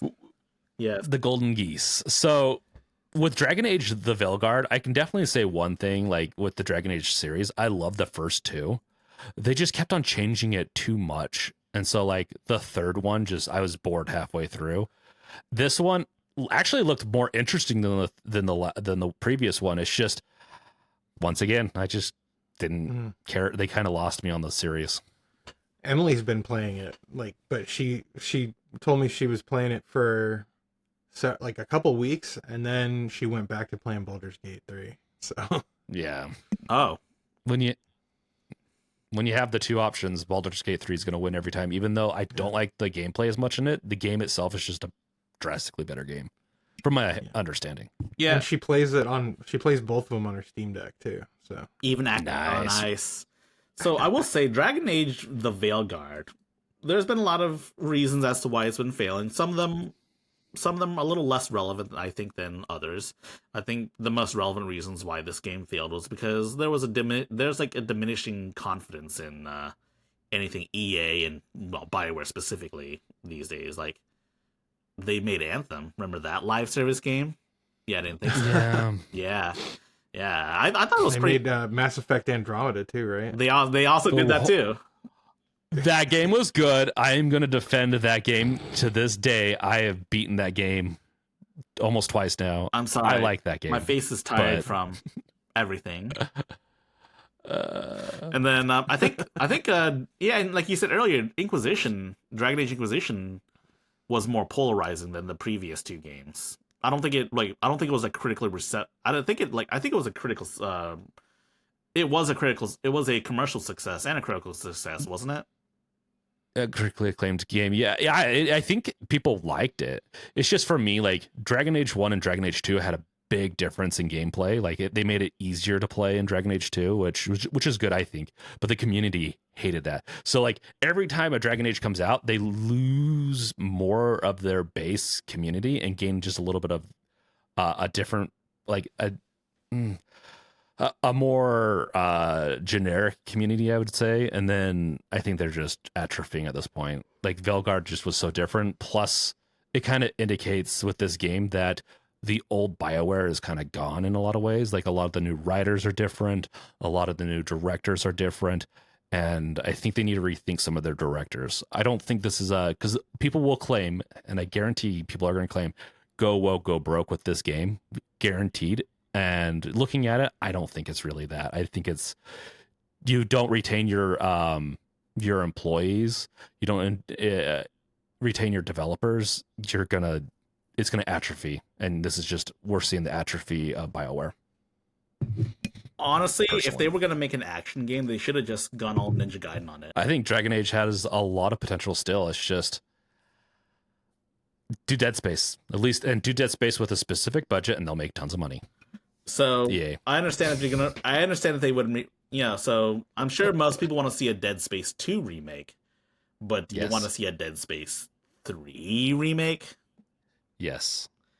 And the remake is going to go in and gut half the stuff that was forced upon them. Like the co-op and the microtransactions? I don't think the co-op's bad. The microtransactions, a couple of portions of how heavy the combat can kind of be, instead of it being scary, it felt very Gears-esque, and they lost some of their soul. They need to go back to Dead Space 2. And I think the co-op's fine. Keep the co-op in, personally. You don't have to play co-op. That's the thing that's kind of funny with that game. So like, is that people don't have to play that. So almost like Resident Evil 6. Like, you guys remember Resident Evil 6? That's a bad comparison, but yes. I mean, because that did not do well. I mean, no, neither game did well. But like, what I'm saying is that like both Dead Space 3 and Resident Evil 6 were far more action oriented. Resident Evil 5 and 6, yes, were both very action oriented. While still both games I've still enjoyed, they just need to they need to understand. Let the developers do what they need to do. Go back to basics. They have a goldmine with Dead Space if they do it right. Goldmine in like you're not going to be getting $1 billion from this, but if you keep on working with it with a team that's really excited, you'll still make some decent money, and at least you'll have something keeping you afloat while you make all these other stupid decisions. Man, if only there were a horror game that could challenge Capcom's like hegemony, their Resident Evil empire. Dead Space. Yeah, fucking Dead Space. I think Dead Space can. Resident Evil's had bad games, but they keep doing it and they've improved and they're good again. Like they've had ebbs. Maybe that's the difference between like Japanese developers and like American owned developers. That Japanese ones will maybe like, even if they have a bad game, they'll still try to make a good game. They don't cancel it altogether. Yeah, like does Half-Life count as a horror game? It has some horror element. It's horror light. It's definitely, I wouldn't want to live in that world. Let's just say that. Yeah. You could consider, I mean, depends. Do you consider Bloodborne a horror game? Yeah. I've never played it. I'd consider it a horror. I'd consider it horror light. I'd consider most of like horror light, where it can be creepy, a little scary, but yeah, it's not fully horror. Yeah, like it's not. It wasn't made to be a horror game. It plays like It's basically Dark Souls. Yeah. But like, man, that shit is so scary. It's insane. No. And like unsettling too. It's really fucked up. You got to play the game Gardiner. So it starts off as like those kind of games just aren't my jam. Like Souls-likes or horror games. Souls likes, or Souls likes. Really, I don't like hard games. I play every game on easy, and sometimes I bust out a trainer. Like I really don't like to play hard games. Well, okay, here's the thing though. Bloodborne was only, and I think this is where high tech's going. Bloodborne was only PlayStation until recently. Yes. Well, and technically it's still only PlayStation, but well, yeah. PS4 emulation, baby. It looks like it's pretty fucking good now. Oh, Horizon MMO canceled. We talked about that earlier. Yeah, I forgot I forgot I mentioned that. Yeah, Horizon NCSoft was making one. It was another part of Sony's stupid fucking live service plan. I don't even know why they're promoting Horizon that much. As if it was like God of War or some shit. They should lean into God of War more. Horizon's a fun franchise, but it definitely, and I think it deserves love, but I don't think it's doing as well as like God of War. It's really weird how much they leaned into the Horizon. They should have made fucking Lego God of War instead. That would have been awesome. I think Horizon lends a little bit more to a childlike based game than God of War, but still, I don't know. Come on, man. You wouldn't want to play a Lego God of War. That would be so awesome. With my son and be like, boy, get over. They could make it play like the old God of War games. Like the third person, like not quite like zoomed in, like in. They should remake the old God of War games in Legos. I'm really curious to see how that nudity is going to work out. Some of those scenes, man. I thought at first you were talking about making God of War like a live service, and oh my gosh. And I was like, oh my gosh, you could have those like PvP orgies. Oh god, there you go. They already do that on MMOs, on the role-playing MMOs. Final Fantasy 14. But yes, Bloodborne on PC via PS4 emulation. I swear, the only reason PlayStation 4 emulation got as much traction as it did was because Sony refused to, like, I don't know if it was Sony or From Software, but someone isn't putting Bloodborne on PC. And this is what happens. It's PlayStation. I guarantee that they have that contract on that and they don't want to let that go. They might, who knows, they could put it on PC eventually, but it is I think they kind of like that they have an exclusivity on that. Like, let's look at Xbox emulation. Xbox emulation is far behind their own peers because, quite frankly, a lot of the good Xbox games are available on PC. Oh, wait, what? Hold up. You can fight piracy by actually releasing it on stuff that people want to play it on? Wait, hold up. I think we're getting something wrong here. Sorry. Well, I saw somebody, I think it was on Reddit or something the other day. I saw somebody say, if you don't release your game day one on PC, then you're telling PC gamers to wait. And if you make them wait more than a year, they're going to wait for a Steam sale. Yeah. Which I think is hilarious. And then if you make them, if it never comes to PC, then they're going to find a way to play it on PC through an emulator.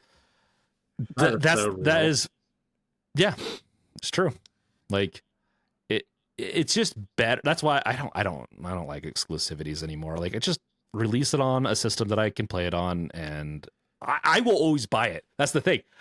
I'm at that age where I don't like screwing around to play my games on certain things that could end up like, even emulation. You play it through a game, like to a certain point, if it's not the older stuff, SNES works fine, but like the newer stuff could end up crashing at one point. I don't want to deal with that. I'd rather just pay for the game and expect it to work. Right, and let's look at Nintendo Switch emulation. It was insane how fast that developed. It was developing while the Switch was still being sold then. Like, what the fuck? Yeah. That shit would never happen. It's exclusive. Yeah. Nintendo has a lot of games worth playing that aren't on PC there. And also, it just so happened that NVIDIA accidentally left a hardware vulnerability in the first models. I know this because I have one of those models. Me too. As soon as I heard about that vulnerability, I went out and bought one immediately. I had one. I had to check. I'm like, oh, cool. That's cool. I have one. Yeah. And I think I'm going to buy an early model Switch too because of that possibility. There is a possibility. I think it's going to be, I think they will crack it. I just think it'll be probably a different method. Like a software exploit. Yeah. Oh yeah. There's always going to be a way to do it. Well, and if there's enough similarity between the Switch and the Switch 2, people are going to have the insight they need to be able to find those issues to get into it. And people are. I think that we talked. Yeah, sorry. Go ahead. Oh no, sorry. I think that's one of the reasons why they went so hard, and I think we talked about this last week, but like went so hard into taking down Switch emulators because they probably worked pretty good with the Switch 2. Yeah. Yeah, I can see it already. Man. But man, all I'm saying is, I mean, Nintendo's never gonna put their stuff on PC because like that's like the least Nintendo thing they could do. Yeah, but once Xbox acquires them, then they will. Oh shit, that's right. Once Microsoft acquires Nintendo, dude, They're gonna release. Microsoft is in the process of being the new Sega at this point, and I mean, Sega's doing pretty well, I would say. I mean, Sega doesn't have the cash cow that is Windows or Microsoft Office. Microsoft has a diversity of products, and now they have a huge first-party lineup of games, like massive first-party lineup. They don't really need Xbox hardware. It's just a nice selling point and good branding if they keep up with it. Man, speaking of Xboxes, they should update the Xbox controller for the next generation. They need to. We need gyro on Xbox controllers, and they need to make that like a default part of X input while we're at it. I want a PS5 controller on everything now. Yeah. Like the feedback on the controls, the triggers are so fun. In my opinion, I think some people are just not going to care about that kind of feedback like that. The adaptive triggers. Yeah. Oh, dude, they're fun. I really like that. Like, if the developers do it right, like I think in some Call of Duty games, I don't know if it's in the newest one, but I know a lot of some of the older Call of Duty games that were on PS5. Like, if you have different guns, they have different trigger resistances. Ooh, and I think that shit is really cool. Resident Evil 8 does it. The Astrobot really plays off of this like a ton, and the gyro stuff that they do with it is just fun. It's all around. I don't know. Astrobot sold me. I'm a different person now, I think, than a couple weeks ago. And I'd love to see Steam. I'd love to see the new Steam controller too try to pack in as many cool features like this as possible. I don't know what patents they'd have to go around on that, but that's my dream. Yeah. So I want the new whatever this Steam controller 2 to be the de facto PC controller. So there is one feature I'm missing from the original Steam controller, the dual stage triggers, if you remember. Oh, I loved the dual stage triggers, dude. Those they were great for GameCube emulation.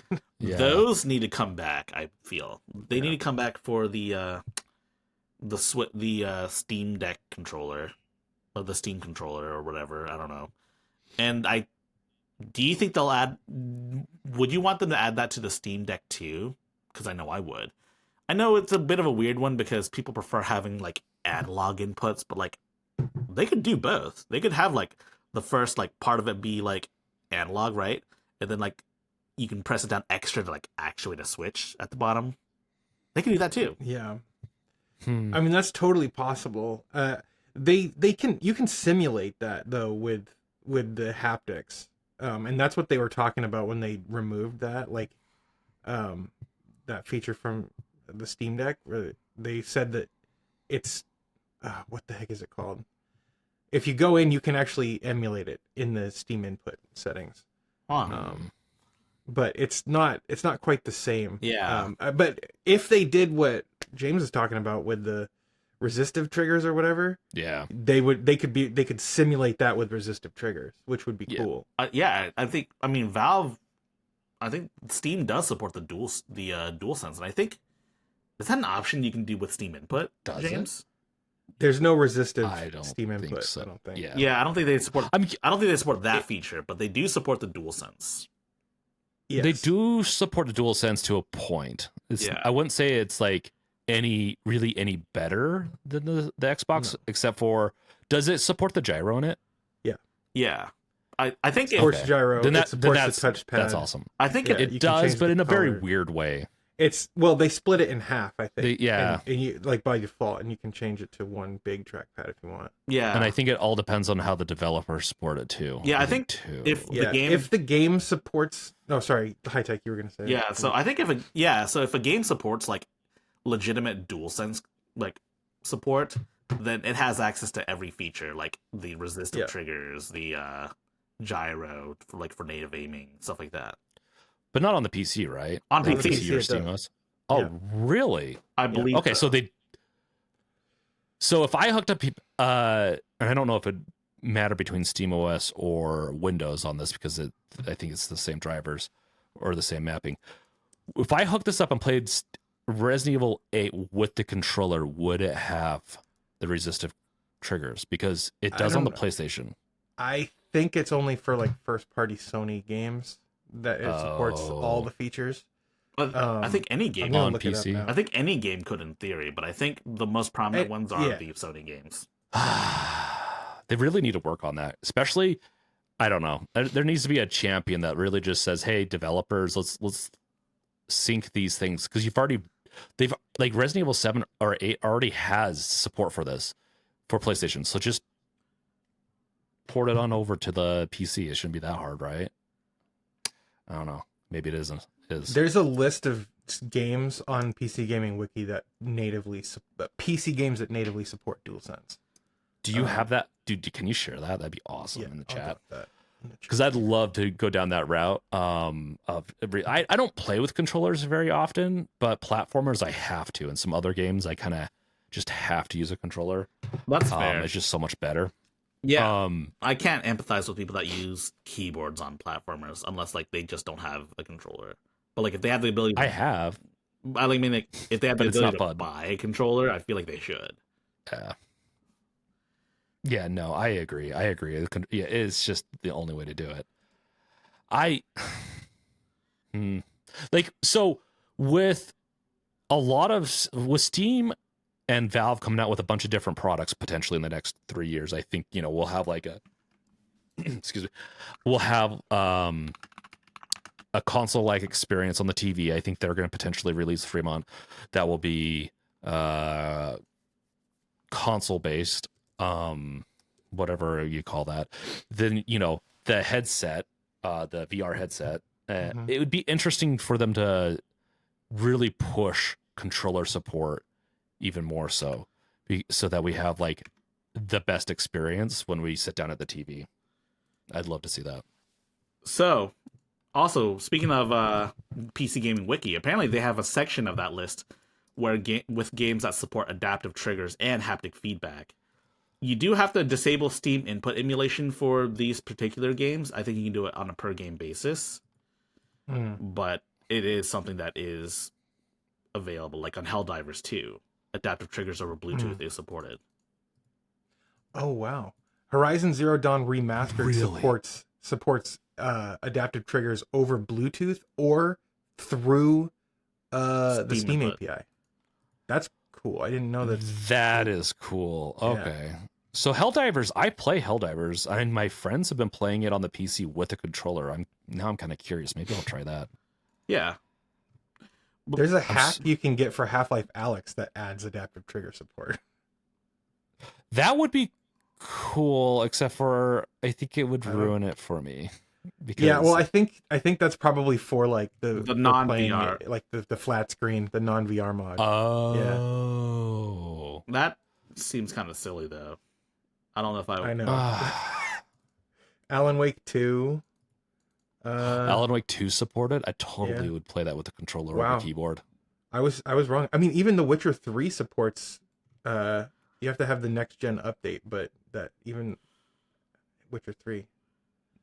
That's cool. I didn't. Ghost of Tsushima also supports adaptive triggers over Bluetooth natively or Steam input API.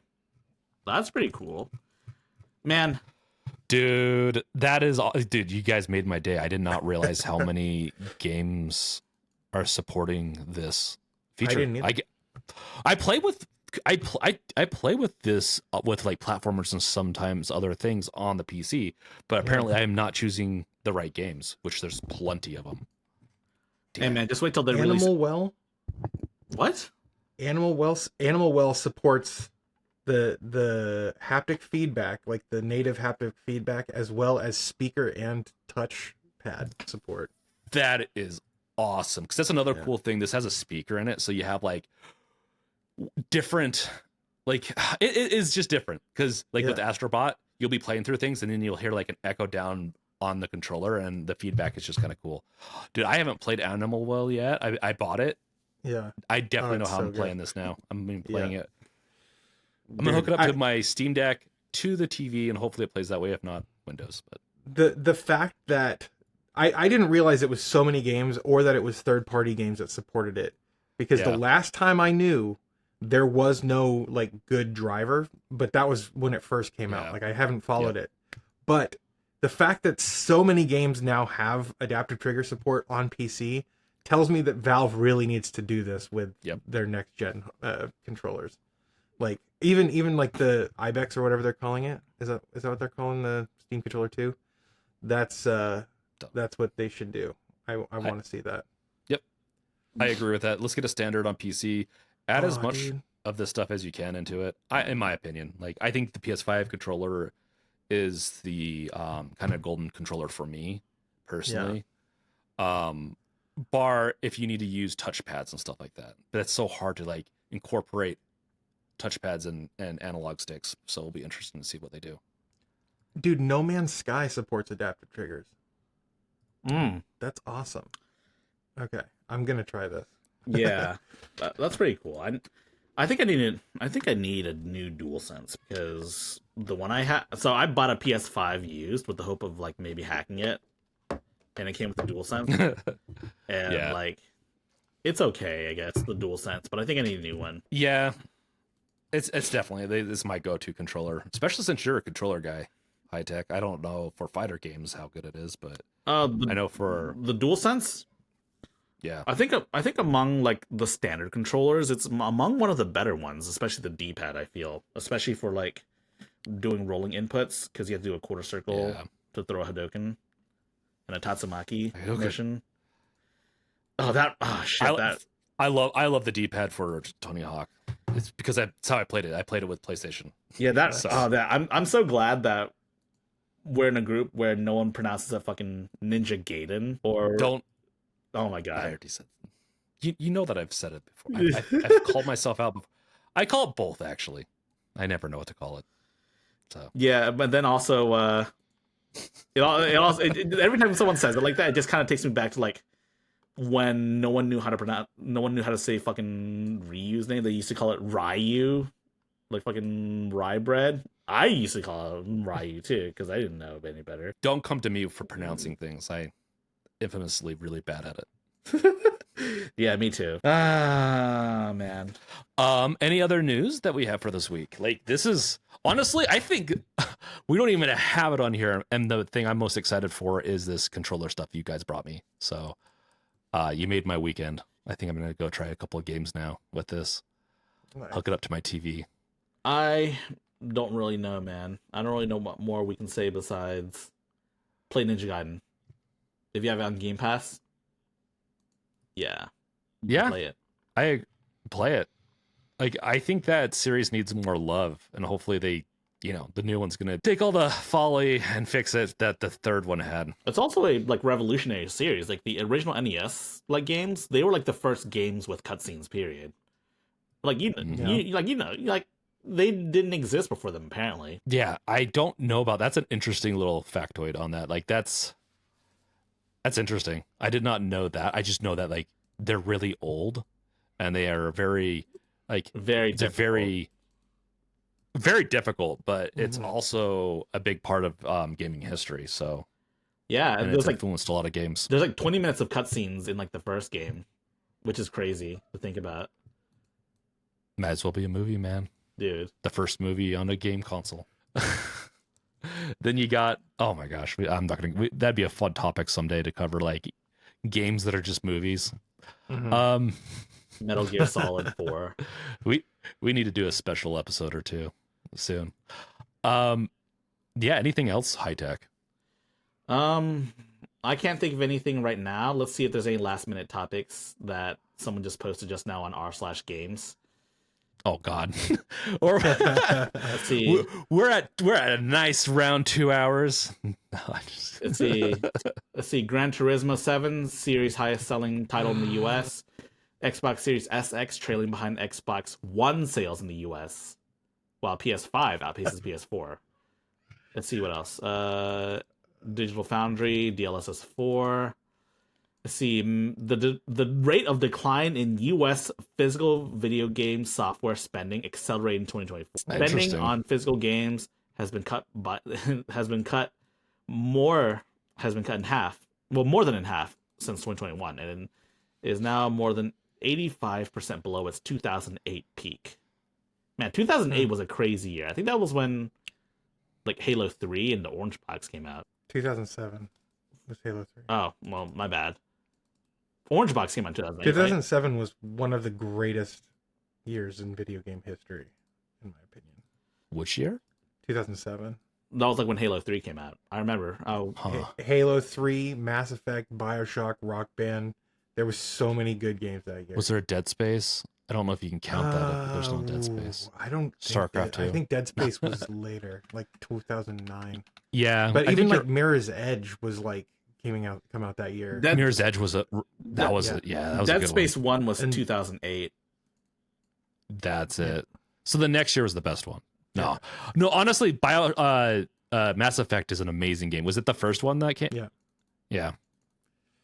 That game is amazing.